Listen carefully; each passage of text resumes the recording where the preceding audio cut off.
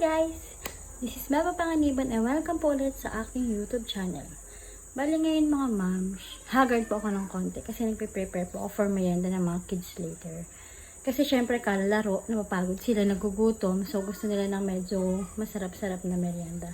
Tuturuan ko po kayo kung paano nyo mapapakain ng masarap na merienda ang inyong mga bata. Hindi naman po siya kamahalan, just be creative lang po and para po mas masarap yung ating prepare na merienda para sa mga kids, okay? And then check this out and hit subscribe and like.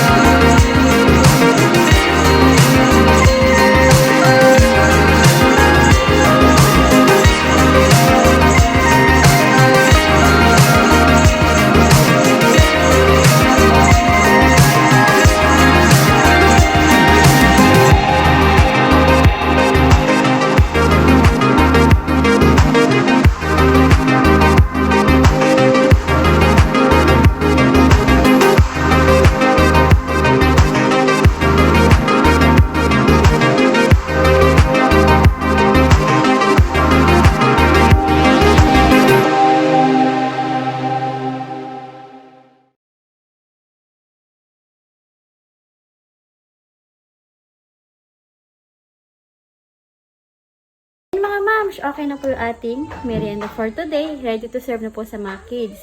Bali po sa tuna pie, pwede nyo rin po siya lagyan ng cheese sa loob or kaya po ng mushroom para po mas iba po yung lasa kung gusto nyo po. Kasi meron pong bata na hindi talaga kumakain ng cheese at mushroom. So ako po, prepare ko po na hindi ko na lang lagyan ng cheese and mushroom po yung tuna pie para mas masarap po siya. Mas gusto naman po na mga kids po dito sa amin. Bali, enjoy the meal and sana po mas may natutunan po kayo today. Thank you and see you po sa next video ko.